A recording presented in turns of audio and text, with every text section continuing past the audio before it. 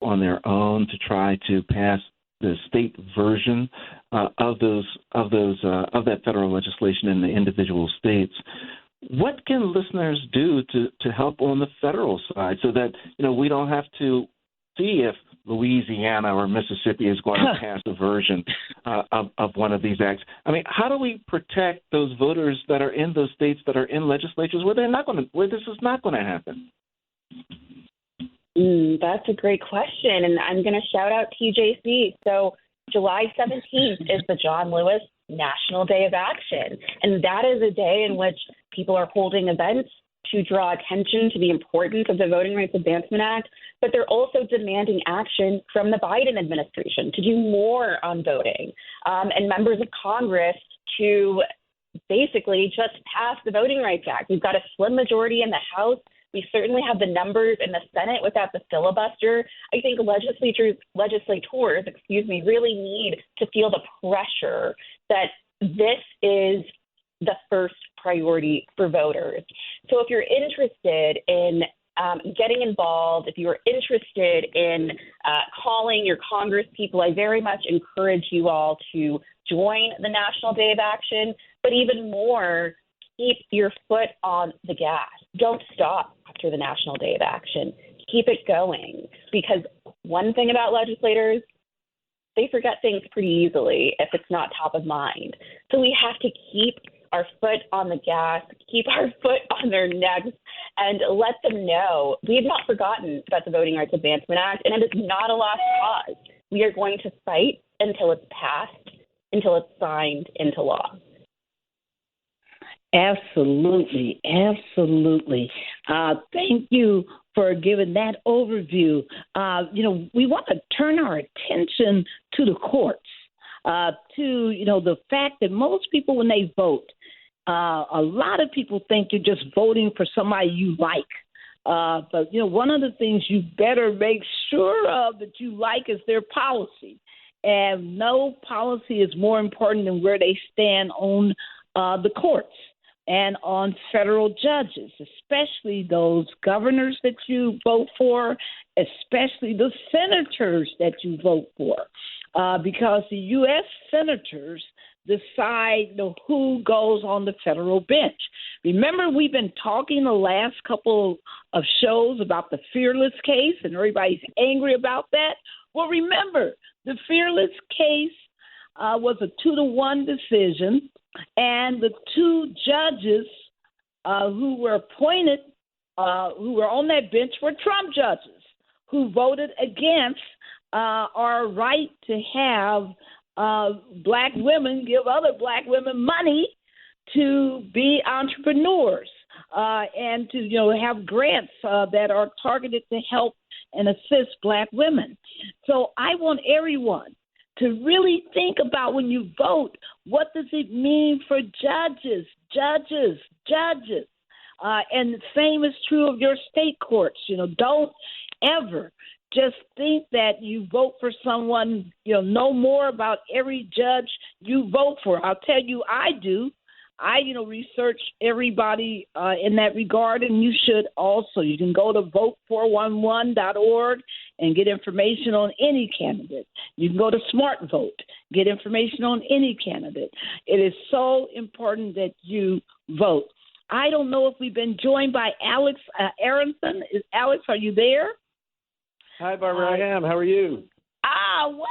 Wonderful. So, Alex, you are the amazing CEO of the Court Accountability, that has been working, so strongly on these issues of the Supreme Court, because many of us are reading about $4.7 million in free trips and gifts that were given to Clarence Thomas, and we're going, what? What are you talking about? We're reading about, Judge Alito's flags.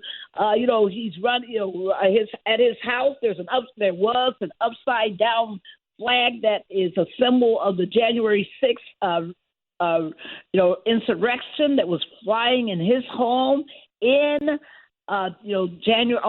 during the month of January in 2021. that was flying outside his home for 6 days at least. And so it is, and people are going, what? And then we found out that he had a flag to heaven, flying at his vacation home. And of course, he's blamed his wife.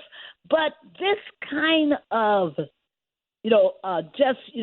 corruption, still won't recuse himself in cases involving the January 6th insurrectionists or Donald Trump. This, raises questions.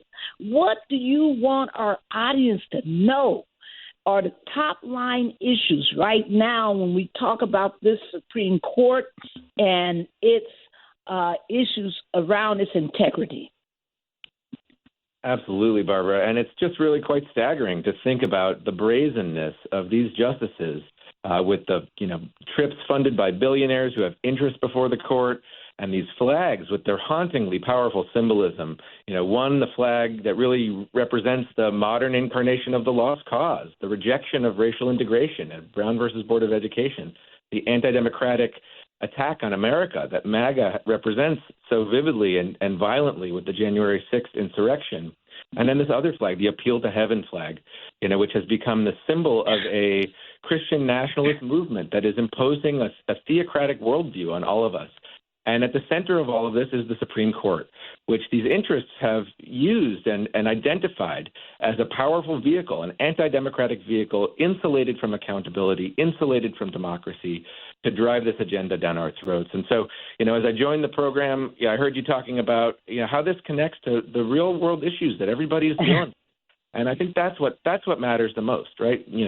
This court is ruling on questions, and we're expecting more and more decisions coming this week on massively important issues that, aren't necessarily, understandable to everyday folks.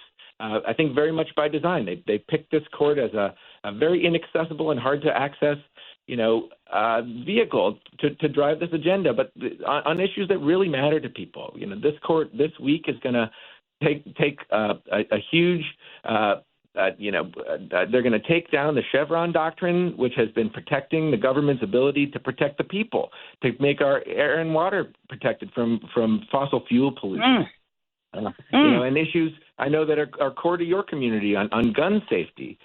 You saw the mess that they've made with cases like Rahimi, which we have to take as a victory, but reflects this horrible special interest project that's been driven by the NRA for decades and that has deeply endangered Black communities across the country. As we've seen a proliferation of guns across our country on an invented special interest theory of gun rights, and then of course.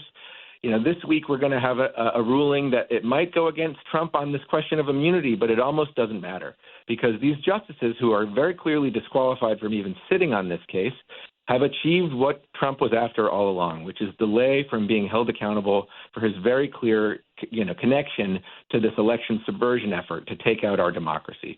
So as people go to the ballot box, they have to understand, and we're really heartened by polling results that show that people increasingly are understanding just how much is at stake with the courts when they cast their ballots this fall.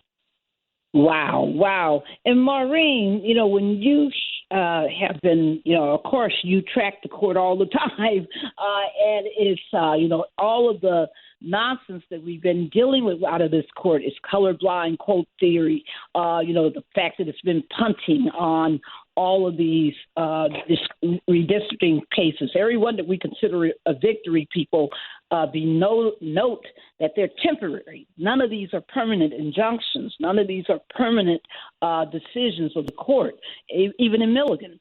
So it's very important for us to remember that, that we have, so much going on. But when you think about the Supreme Court and its integrity and people's ability to have faith in it, Maureen, what do you hope will happen regarding, Supreme Court ethical behavior and Supreme Court reform? Wow, yeah. So as you said, Barbara, a court cannot have institutional legitimacy without trust and without transparency. And unfortunately, for quite some time, that's been absent on the Supreme Court. And I think of John Roberts, the Chief Justice, lobbying against the Voting Rights Act while he worked at the Department of Justice under Ronald Reagan, who supported it. I think of course, Clarence Thomas and his connections to billionaires with business before the court. I think of Samuel Alito and his activity in Arizona participating in Operation Eagle Eye, where he questioned voters who he thought were not citizens and asked for them to prove their citizenship unless he would call local authorities and prevent them from voting. So when we have people who've engaged in that sort of activity, deciding the most important issues of our time, particularly with regard to democracy, it's quite troubling. And I think of something that Alex said at the town hall last night, that the Supreme Court is a co-equal branch of government to the other two branches. And it's the third article in the Constitution, behind the president and behind Congress. Some legal experts who are structuralists say that this order means that the Supreme Court should have less power. That's certainly open to debate, but we can all agree on one thing. The Supreme Court cannot run rogue with no accountability. So when you ask what I hope for in the Supreme Court, I hope that they will respect their coordinate branches of government and subject themselves to the oversight that they very much need, because it's clear that the self-policing that, the Supreme Court is attempting to engage in is not working.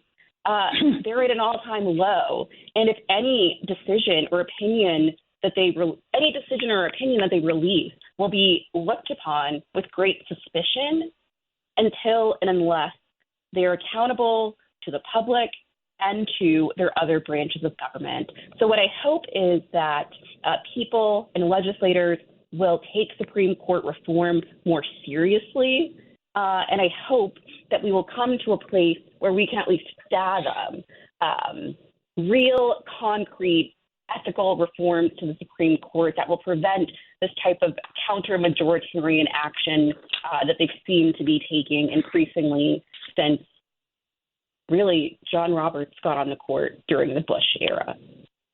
My. Wow. And Alex, one of the other areas that we got into last night and we were digging into, and you were just so informative and laying it out to our viewers, and I was hoping you could lay it out to our listeners now, is talking about this Policy Mandate Project 2025. and most people don't even know what it is and what impact it would have if it was implemented. Could you take a moment just to break that down to our radio audience? Sure, of course, Daryl. Thanks so much. Project 2025 represents a very harrowing and scary potential for what Kevin Roberts, the head of the Heritage Foundation, which is leading the Project 2025 coalition, has described as recently as this weekend as a plan to institutionalize Trumpism. And what I think too many folks haven't processed is that Trump 2, it looks dramatically different from Trump 1. Trump was not expecting to win the 2016 election. And now his folks, and this, cabal really of 107 coalition groups funded by dark money, this very same dark money interests that have spent decades trying to capture the Supreme Court, have been preparing. They've been preparing their policy plans. They've been preparing their personnel plans. And so they've taken a mandate for leadership, as they call it, which actually has roots back in the early 80s and is tied to real Christian nationalist movements, theocratic movements. And they've updated it for this potential that they are planning for, to have Trump back in office as a willing vessel for this extreme and ideological agenda, which would really, it would really directly attack the very premise of American democracy. They're planning to sweep away 50,000 civil servants that have, important jobs across government and replace them with loyalists, people that they know will, steadfastly implement their very dangerous agenda. They are, recruiting upwards of 20,000 people to serve in political and career offices across our government. And, one of the things they're doing is making sure that the few folks that were in the room that stopped the worst excesses of the Trump administration, people like Mark Esper and General Milley, and even folks like John Bolton, who we all so deeply disagree with, but in certain circumstances did the right thing. People like Vice President Mike Pence, who refused to go along with the insurrection. They're making sure that those folks are in certain circumstances did the right thing. People like Vice President Mike Pence, who refused to go along with the insurrection, they're making sure that those folks are not going to be in the room this time, and that instead we're going to have other folks, real extremists, deeply connected to folks like Steve Bannon and Stephen Miller, who is planning sweeping immigration, a giant immigration sweep of tens of thousands of immigrants from inside the country, not just at the border, but to potentially go around and knock on doors and tell people to get out of here, and do these mass deportations. So the personnel dynamics are incredibly important to think through, because the people that they will have in place to implement this agenda are not just prepared, but they are dangerous and extreme. And they are motivated by deeply anti-democratic and deeply unpopular positions on what the world should look like.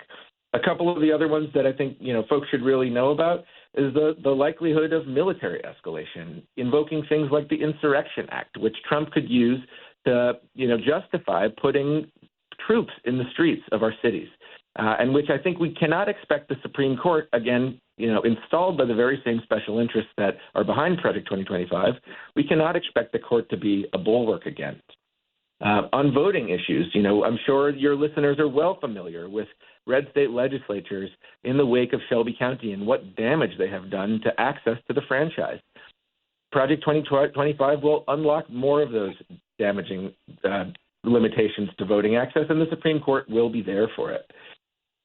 I could go on and on, but the implications of this plan are deeply, deeply dangerous, and they are feasible. And so I think folks really need to understand just what's at stake here, and how important it is that we organize our communities against this threat. Absolutely. And I want people to really understand what it means, particularly to communities of color, LGBTQIA communities, women.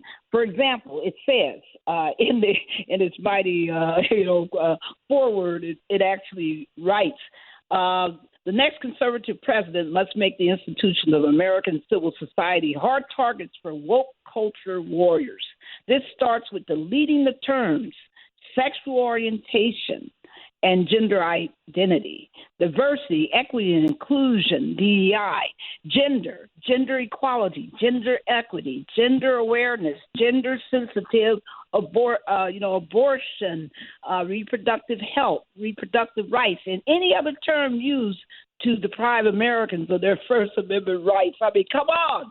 That is depriving Americans of their First Amendment rights. They're saying that their policies will never allow these terms to be used. No diversity, no equity, no inclusion, no LGBTQIA language whatsoever. Folks, we got to understand what's at stake when folks are, running for office. It's not, who sounds the most boisterous. It's not about, who is running, talking about they're going to, make America great again or whatever. You got to look at what their policies are. And if they're saying colored blindness and you walk down the street every day and knowing that people see your color and they're talking about color blindness as a policy when they know darn well that people are being discriminated against every day on the basis of their color, when they're talking about traditional family, giving preference for everything, when we know, the reality of family structures in our society today, when they talk about putting work requirements on Medicaid, what you going to do with the people who can't work? How are you going to apply that? What are you doing in an economy where so many people find it hard to work, period, and where there's so much discrimination against those who are disabled? How do you talk about work requirements? But they are. They talk about shredding what they call the safety net. They're talking about gutting climate policy. So that if you care about the destruction of our environment and you care about, as Daryl always speaks about, environmental justice, none of that is going to be protected in this administration. In fact, they're talking about getting rid of all of it. So, folks, it's time for us to step up. Tonight, we're going to have the teach-in. Right, Daryl? You want to talk about the teach-in and how people can become part of that? Oh, absolutely, Barbara. There will be a teach-in that's going to be happening tonight. You can certainly tune in. If you go to tjcoalition.org, we have different ways that are listed there for you to watch the teach-in as it happens this evening. And I'm going to tell you, you will not want to miss the teach-in that occurs tonight because, it's going to go deeply into the Native American Voting Rights Act. It's going to go deeply into talking about Shelby. It's going to go deep into talking about issues that matter to the everyday voter and why it should matter to everyday voters. Because, Barbara, one of the things that people get confused by, they say, well, I live in Maryland. It's a safe state for voting rights, and I don't need to be concerned about all of this. Or I live in Illinois, and it's okay. But the one thing that folks seem to miss is that, and I think Professor Edebar put it out there best when she said, the House of Representatives is close. The Senate right now is very close. Well, what does that mean? That means that if you're in a state, not Maryland, but a state like Mississippi, a state like Louisiana, a state like perhaps Ohio, if you're in one of those states where there's voter suppression that's going on, and for the federal legislation that we've been talking about to be passed, requires the votes of those members of Congress, that requires the members of those U.S. senators, the determination of who that senator is, the determination of who that House of Representatives person is going to come down to who has the accessibility to vote. And so you sitting in Maryland that want this legislation passed because it's good for everybody across this state, it's good for the policies for the United States as a nation. What happens in Mississippi matters in Maryland. What happens in Louisiana matters in Maryland. What happens anywhere in this country will show the interconnectedness, as Dr. King used to call, of all of this. This is why you should be there tonight to learn more about the Native American Voting Rights Act, to learn more about the impact of Shelby, to learn more about the John R. Lewis Voting Rights Advancement Act, the Freedom to Vote Act, and everything that you've heard Alex as well as Maureen talk about on this show. That's the reason to be there tonight, Barbara. That's the reason why. All right, and quickly, as we're coming to the end of our show, thank you so much, Daryl. Maureen, tell people, what you hope they will do in this moment in time. You are a voting rights and constitutional expert. You've been laying it out, what the threats are, what the opportunities are. What is it that the listener, the individual listener sitting right now, listening to this show, what would be your hope of what they would do in response to this moment in time?